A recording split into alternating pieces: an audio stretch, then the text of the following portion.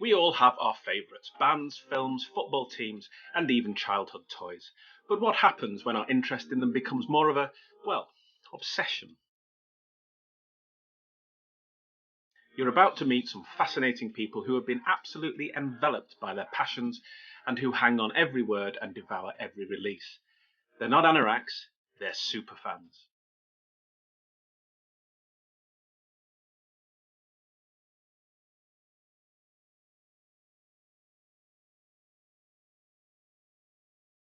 First, to Portsmouth, where the force is strong.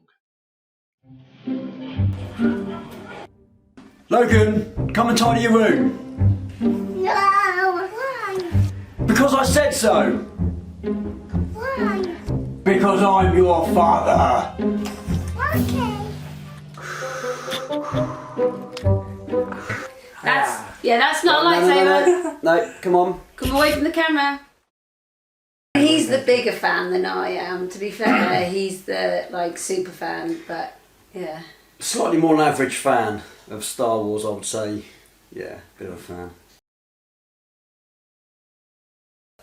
Obviously, growing up in the 80s, I had the original films. I was born in '78, so I missed the first film. I missed the first round of most of the first films, but in the early '80s, Star Wars became, I don't know, it was like a huge, wasn't it? Massive. It was bigger than what they even expected, wasn't it? Even in terms of the toys and stuff, which there's a cabinet behind you with a lot of the originals in, but I think it kind of just took the world by storm. Really, it was something completely different to what the normal, whatever else was going on out there. It was just. For me, it was a complete release from as kids we played a lot and I grew up on army bases, but Star Wars was always something different. I could just lose yourself in Star Wars, and as a kid that's what I used to do. I used to I had a few. I didn't have a lot of toys. I had a few of them back in the day, and a few X-wings and bits and pieces. But Star Wars was always it's just another universe, isn't it? I had this thing a few years ago where I saw a group of cosplayers, a group of Star Wars cosplayers. It started off, didn't it? Started off at someone's party. Yeah. So I got chatting to a few of the guys and decided, I think the next week, to buy a Stormtrooper. You'd always want to buy one, but I think this kind of was a catalyst. I think my end game was always Boba Fett. I always wanted to dress up as Boba Fett. It was always my favourite character. So I bought a Stormtrooper. Okay, I didn't buy the best Stormtrooper. I got a Stormtrooper off of Amazon, SDS. So a lot of people. There's a bit of. I'm not going to go into the whole politics behind the makers of huge politics within the Star Wars. There's politics in Star Wars anyway. If anyone's watching this who understands, they'll know. But it's an SDS. The difference between Gucci and Primark, basically. Yeah, it's an SDS, but it looked good, and I wanted to make sure that I had a kit. And I just went out one day down in the Souths unit. And I was at work. You was at work, so your second eldest son I was came at with work. me with his girlfriend to help me, because you can barely see in this thing, and it can be tricky to walk in. You can't sit down in this thing. I didn't have the pauldron at the time, and I wasn't considering doing anything other than just walking out on it. But the reaction from the public, seeing a Stormtrooper walk down the road, was pretty amazing. And I think a few weeks later, I did I had a few guys from the UKG come over and help out to do a walk down Southsea and collect some money for charity. Cancer research. It was cancer research, wasn't it? So from there it kind of just spiralled out of control, and I decided to do the Pompey Trooper. And until this moment, no one has really ever known who the Pompey Trooper is. So this is kind of a bit of a revelation. There are some people. Yeah, there are some people who know who he is, and there are some other people I've got to admit who have worn it to be the Pompey Trooper, because it's more like. There's two people. Yeah, so it's been more like the Pompey Trooper doesn't have to just be one person, if you like. It can be whoever's wearing the pauldron, making money for charity and raising funds and stuff like that. So when I haven't been able to wear it because COVID, I put on a little bit of weight. Other people have worn the Pompey Trooper pauldron, and done the honour. So the very first event we did as the Hampshire Cosplay initially started off as a Pompey Trooper event, and it was at Tesco in Fratton. And then we decided we would make it it was the first event we did as a Hampshire Cosplay, and it kind of just spiraled from there, really. It did, yeah. That was back in 2019, July. Well, the good thing about putting the arm on and putting the helmet on is no one kind of knows who you are. You can kind of get away with quite a bit, can't you? Yeah, you've had dances with older people. Yeah, I've done a few. I've been to a few weddings. Ladies. I've had some dances at weddings. Yeah. I've done some birthday parties where you've been stopped by the police. I have been stopped by the police a lot. For photographs. For photographs, they're really good actually. I mean, considering I'm walking down the road with what is a replica weapon that is designed from an actual World War II, machine gun. They've been amazing. Portsmouth police are pretty good. They've always been fantastic when they've seen us out. I've seen us down Southsea so many times. We see They've stopped their cars. They've literally stopped their cars down the seafront and jumped out and ran across and got pictures with us. And finally, so what's the next step? So I understand that you've already passed on the influence to the younger one. He's 3 years old at the moment. Yeah. Tell us about his room and future plans for the Star Wars collection. His room is all Star Wars and dinosaurs. Star Wars and dinosaurs. Star Wars and dinosaurs. I mean, I think if he's only 3 years old, but if you asked him, I think probably he's on the more dinosaur side of things at the moment. I think the influence of Star Wars is from me. So his wall is covered in Star Wars. He's loved Darth Vader since he was a baby. Absolutely, and he's the first thing he could ever the first noise he could ever make was, wasn't it? And Chewie, loves when he sees those characters on our events. He's hugging Chewie. He's never been scared of them. Sometimes you see people. These are scary characters. When you think Darth Vader's, and even Chewie, even though Chewie is generally he's classed as being quite soft in the Star Wars world, even though he rips arms off and stuff in the film, but he's quite an imposing character. None of these people who played Chewie are less than 6.5 foot tall. And often they'll have another foot on stilts. They're often kind of 7 foot. And Logan's always when we do our events. I mean, he gets to see the behind the scenes, so it's a bit of a break the magic moment for him. Unfortunately, he doesn't see the front side of it. He sees the back side of it. But he's always taken it really really well, hasn't he? And I hope he grows up liking Star Wars as much as I did. I really do hope. I say hope because that's the Star Wars word.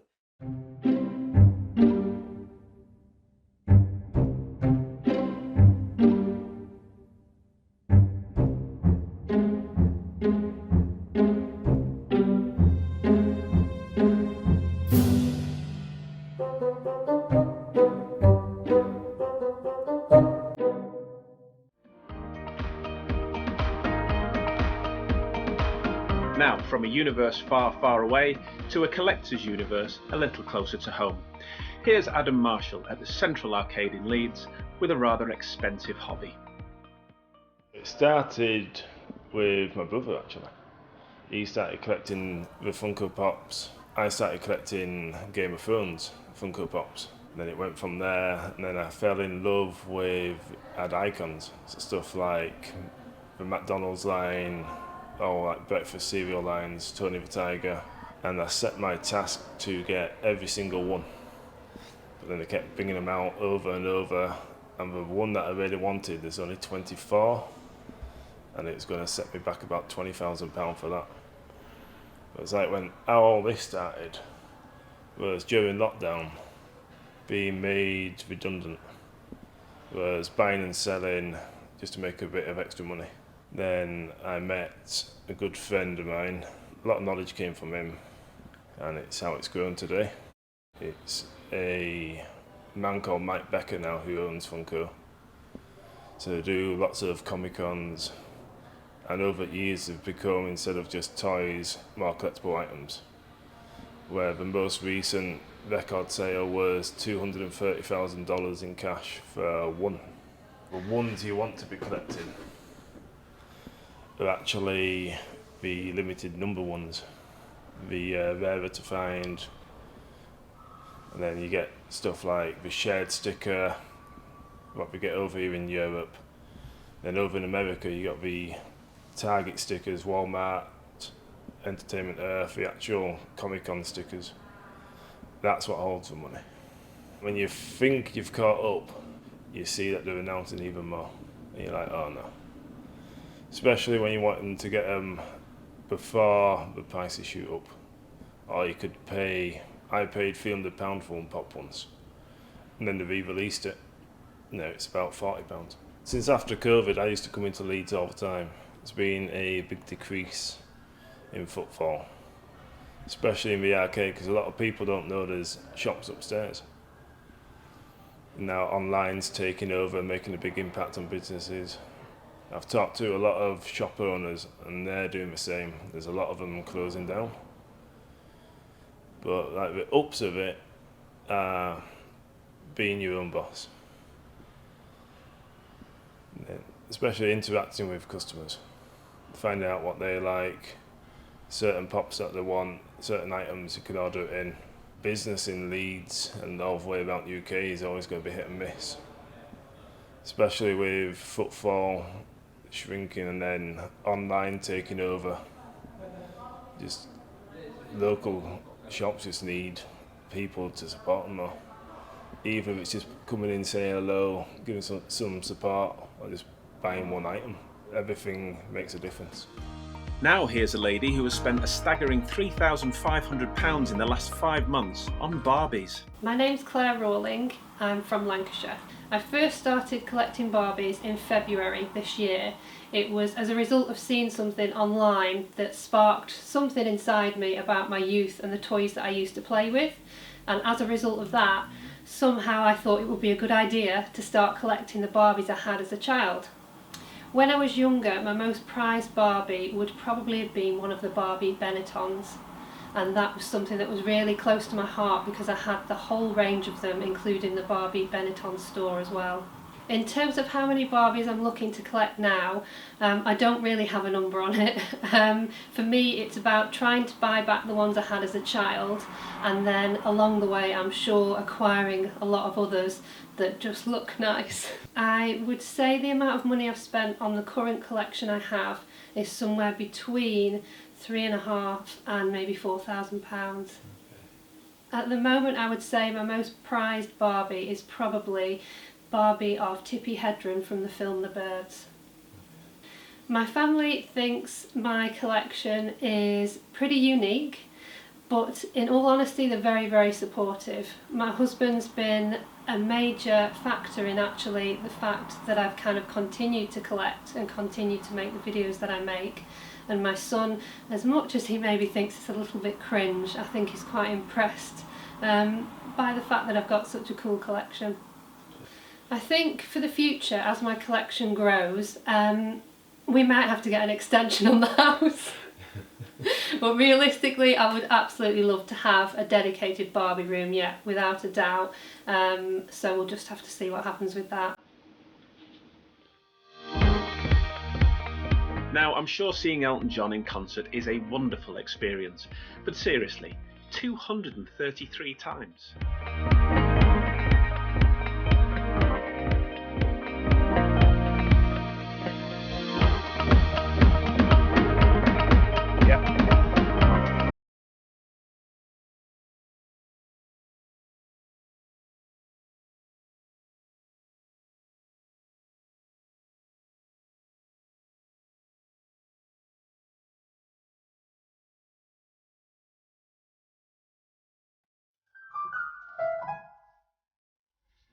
I was roughly about 9-10 years old, be 1970, something like that, and I listened to Radio 1, and this bloke called Elton John doing Your Song and other tracks from the album. He was doing that from the album called Empty Sky. And I thought, I really love this music. And Tony Blackburn, you remember DJ, he was really playing a lot of Elton John stuff, and I just really got to like it. And Radio 2 as well, and then Radio Luxembourg as well. Rocket Man was a big hit, and And it went on, and I just love his music. It's just the way it started. And 1979, so I'd have been about 19 then, he was on at the Guildhall at Preston.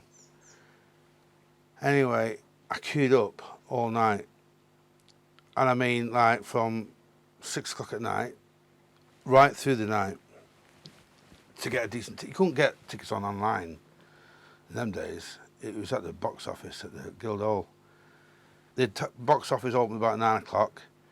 Got a ticket, and it was like the golden ticket type of thing. To me then, you know, then.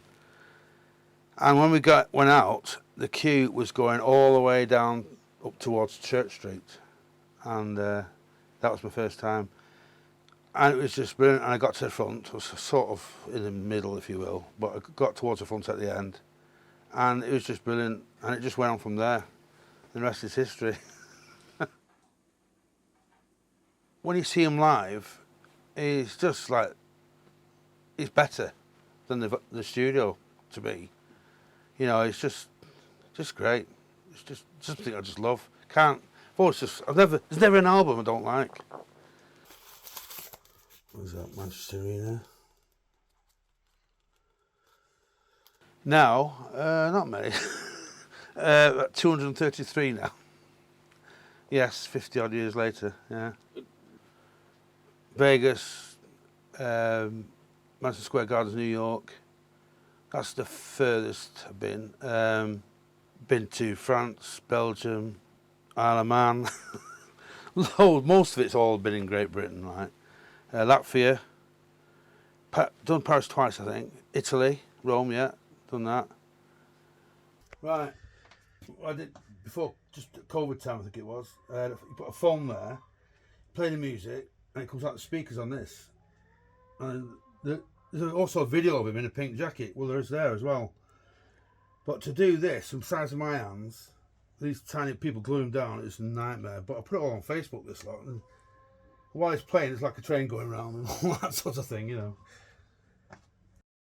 You mentioned your lovely wife. What does she think of all this? Oh, she was a fan of Elton John once. You put her on? Yeah, she got a bit fed up. No, she doesn't mind. She's gone through a lot, really. Very patient wife, I'd say.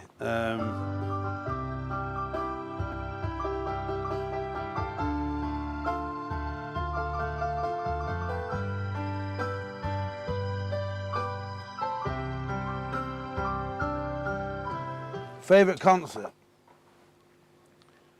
It's got to be, Glastonbury, to be honest. I went to Glastonbury on my own because it was a chance of getting a ticket, one ticket though. And I had to go to this Glastonbury concert because it's his last one. He's never been to Glastonbury. He's never done Glastonbury before. I've never been to Glastonbury. So, friend from a friend of a friend, if you will, managed to get a ticket. And managed to get to the front, and that's just like capped it all off, you know. That was my 233 concert. Just an expensive thing because it's just for the farewell tour only, you know. You won't be able to get them again once you only sold so many, you know what I mean? So I'm told anyway. Blackburn was my 200th, and we were at the front. And Ray said, hold the banner up. We had a banner saying 200th and all this.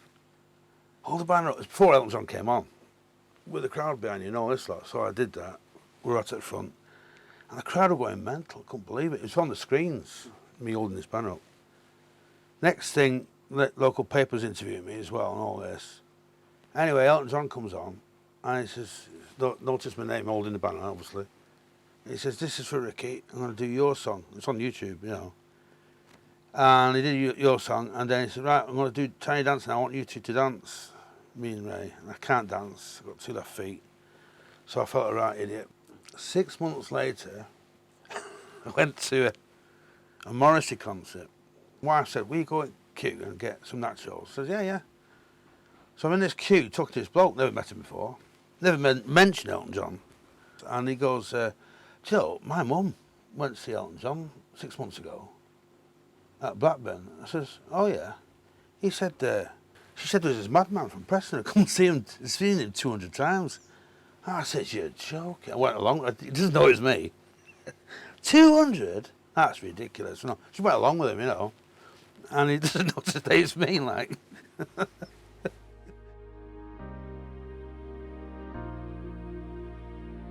Lastly, we're off up to the northeast to meet a lady who gets all fired up about dragons. Basically, yes, it's an adventure to see them, to see the people that made them. I've got so many, I forget the names, but they all had like names that were like appropriate. So this one here is a cat trying to be a tiger, and there's ones where it's little babies, so that one's got a little baby dummy. My name's Lynn Buddin, and I'm a collector of these little ornaments, pocket dragons. I've been collecting them for probably about 40 years. The guy that makes them, that sculpts them, Real Musgrave, noticed that some of his cats had really cute features and they looked like they were a little bit mischievous, so he started making the pocket dragons that were big enough to fit in your pocket and take around with you, and they kind of emulate little things that cats do. My husband and I have met Real Musgrave a lot of times, and his wife, because he does comes over from America and does signings. So quite a lot of my pieces are signed. Like the collection, going and buying the new piece or going to get some signed got us out to some various places. Like he'd do signings in different places in England, places that he wanted to visit as an American. So we might go to York one time, to Bournemouth another time. So it gave us a reason for travelling to see him and to buy new pocket dragons.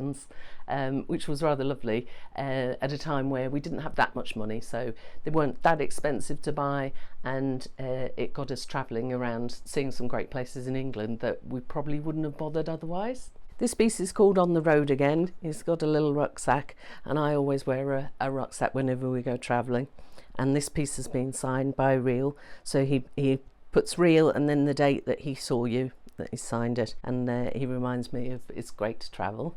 I believe they're more collected in America, but they are widely collected in the UK.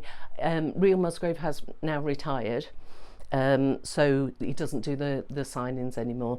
I believe he probably still does some in America. He's a lovely man. He's kind of like your old-fashioned professor.